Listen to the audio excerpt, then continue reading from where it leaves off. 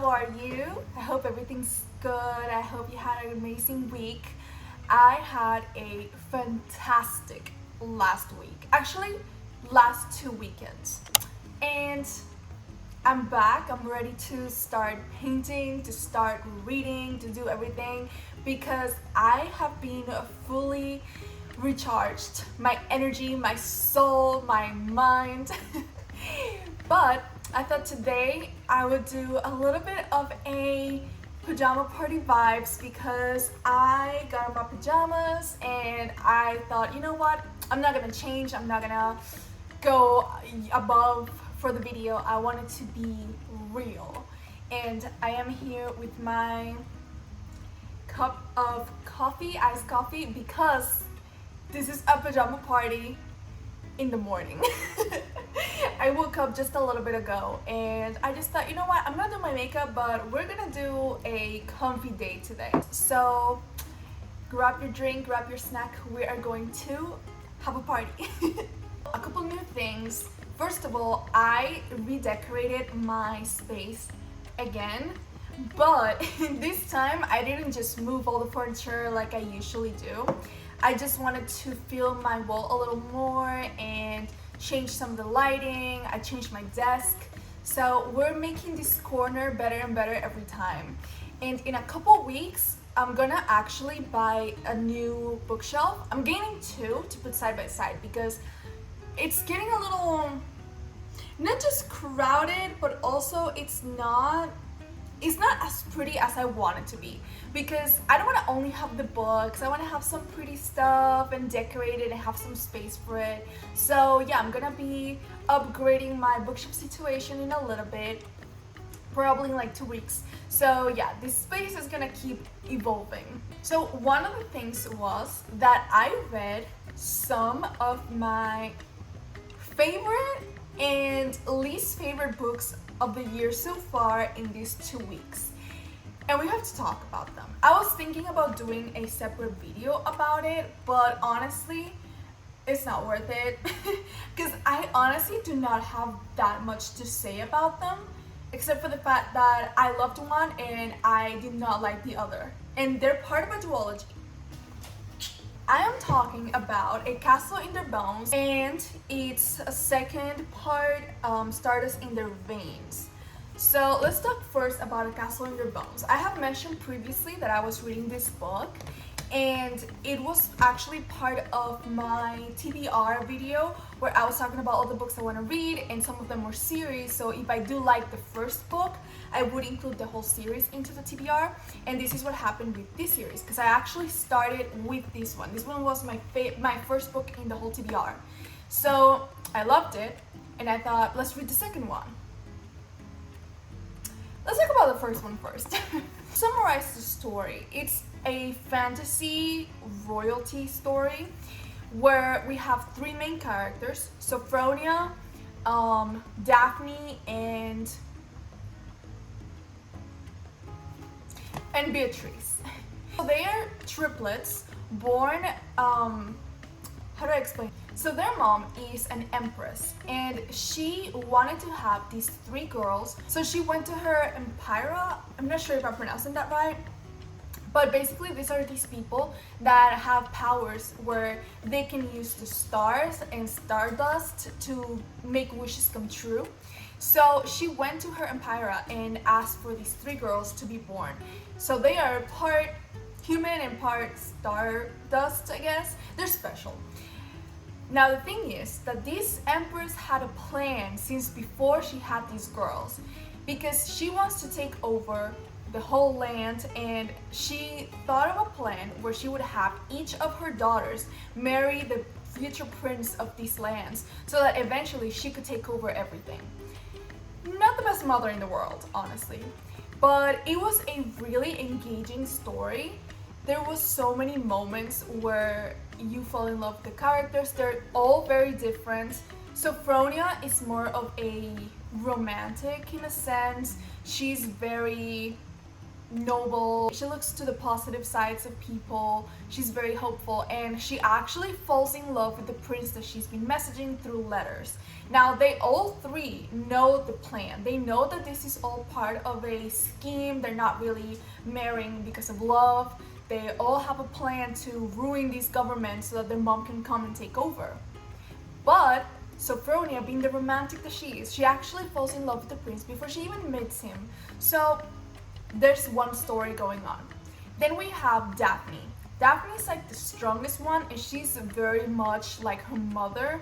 Not so much evil, but more like the most indoctrinated out of the three, I guess, because she actually thinks her mom has the best intentions for the people, and even though her methods might not be the best, but she genuinely believes that her mom will be fixing everything for everybody. So she actually wants to help her mom. She tries to stick to the plan, and when she meets the prince, well, I don't want to mention too much because there's sort of a spoiler there if you want to read it, but when she actually arrives to where she's supposed to be living, she meets this guy that she's supposed to be marrying, and they don't really get along at first. She's very tough, she's not to be messed with, she's a strong girl. And then we have Beatrice. So she was trained to use her beauty as a weapon because she's the most beautiful out of three. I guess they're all triplets, so they look alike, but she's the one that's the most beautiful. She was trained to seduce, to be the one making everybody fall for her so that they do everything she wants.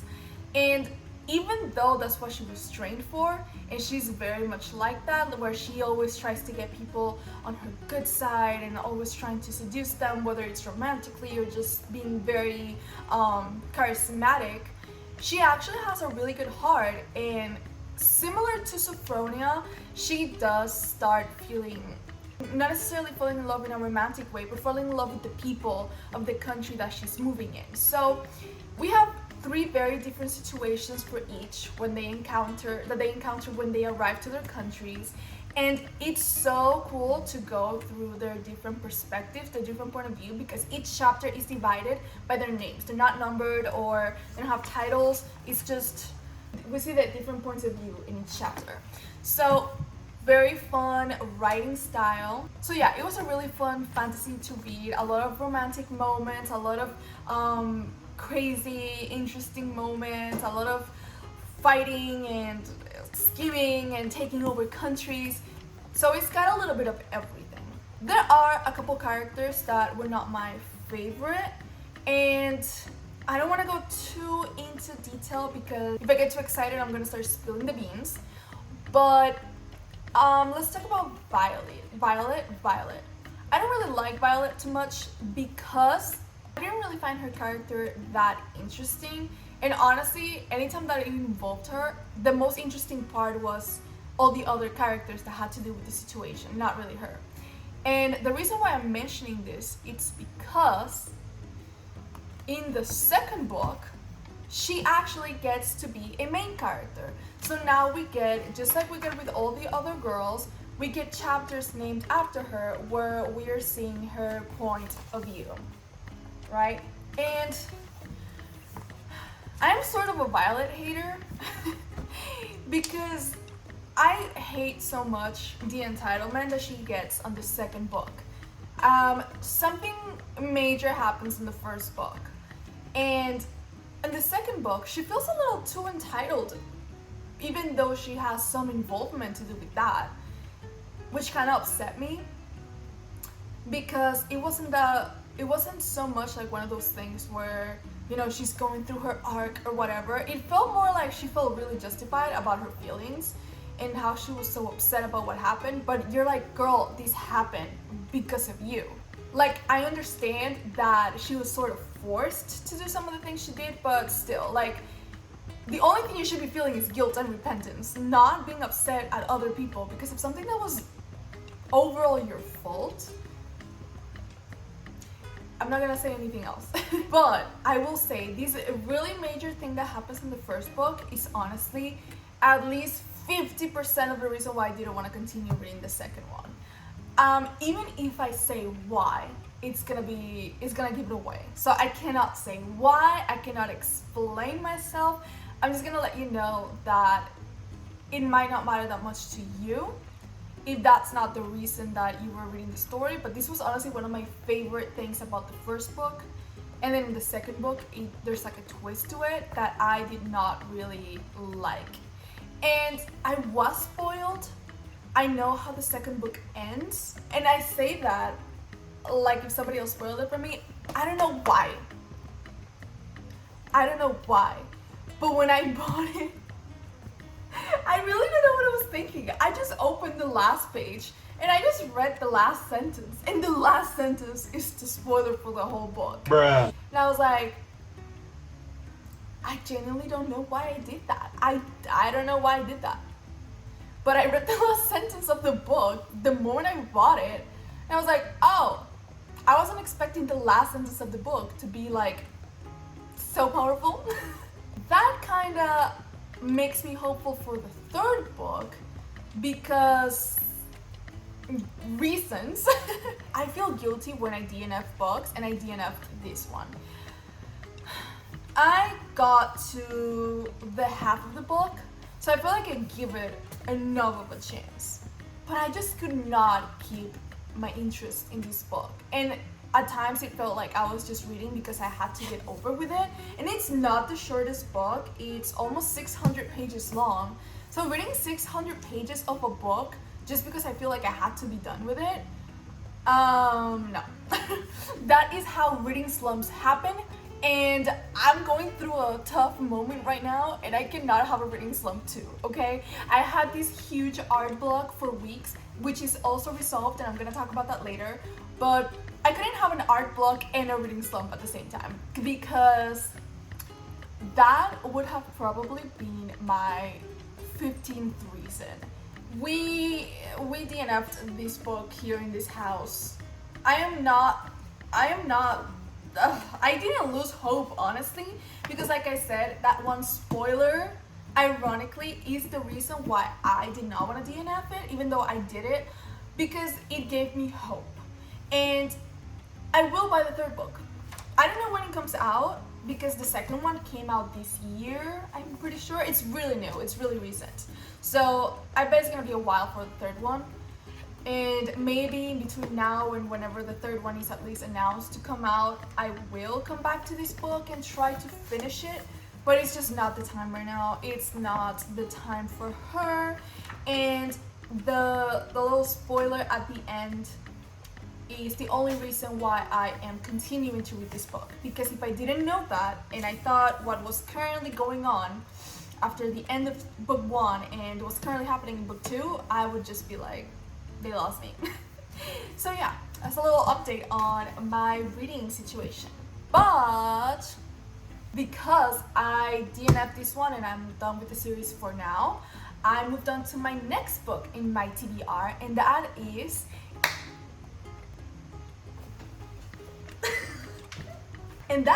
Half a Soul by Olivia Atwater. I had previously started this book a month ago, no, not a month ago, months ago. And at the time, I was just not in the right headspace for it because I had just bought a Stolen Heir, and I was waiting for that book for so long that I was like, okay, we're gonna stop this one and I have to read the other one because I could not contain myself after buying it and not reading it right away. So I did stop the book, not necessarily DNF'd it, but just decided, you know, we're gonna continue another time. And I will admit also, I kind of had the wrong idea of what the book was about, so at the time I wasn't really that interested. But after hearing some people talk about it, I watched some YouTube videos, I am ready to start it again. And I actually did. I am in page 30, so just about to start chapter 3 because I literally just started last night before going to bed. And I was almost asleep already when I started it. But I am enjoying it. I read so many positive reviews. I watched a lot of videos of people loving this book. So I am very excited. Even though it's starting really slow, that's fine. A lot of books start slow and then they end up being the best thing ever. So I am gonna give it a full try. we're gonna actually do this. When I went to buy it at Barnes & Noble, this was under the cozy fantasy category. And I am going to say something controversial, okay? I am not the biggest fan of cozy fantasy. And I'll tell you why. I feel like even though cozy fantasy is supposed to be the specific kind of genre where you feel like that cozy feeling, where it makes you feel happy, you're enjoying it, it's just a good time. I feel like a lot of times what ends up happening, and not because it's the cozy fantasy, but just a lot of books happen to have this issue. For me, it's that cozy just equals sometimes nothing going on. And I know it's not the case for a lot of them, but it's a case for some that I have read personally, and it has kind of tainted my experience reading cozy fantasy.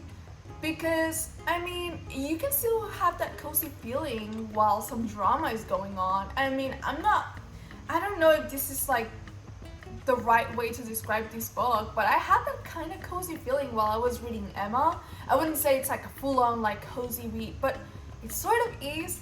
And there was a lot of drama going on, but I had that feeling when I was reading it and I was seeing the description of the places, the things they were doing. It just felt so like warm and like, ooh, I love it. But there was a lot going on. But a lot of times with the cozy reads that I've actually read, it just feels like, cozy just feels like nothing is happening. And I don't know, I'm kind of traumatized. But this book will probably clean this image I have of cozy fantasy. Because there are a couple others that I wanted to try out, and the only reason why I didn't is because they were under the cozy fantasy category. And I was like, So let's change that. But let me tell you what the back says. It's difficult to find a husband in a Regency England when you're a young lady with only half a soul. Ever since she was cursed by a fairy, Theodora Eddings has had no sense of fear or embarrassment, an unfortunate condition that leaves her prone to accidental scandal. Dora hopes to be a quiet, sensible wallflower during the London season, but when Elias Wilder, the handsome, peculiar, and utterly ill-mannered Lord Sorcier, discovers her condition, she is instead drawn into dangerous fairy affairs. If her reputation can survive both her curse and her sudden connection with the least liked man in all high society, then she and her family may yet reclaim their normal place in the world.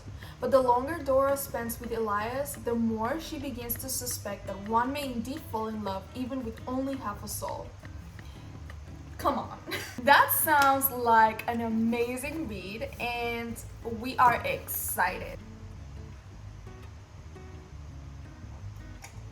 But yeah, I hope you had fun with me in our little morning pajama party. And yeah, I'm gonna be posting a painting video this week.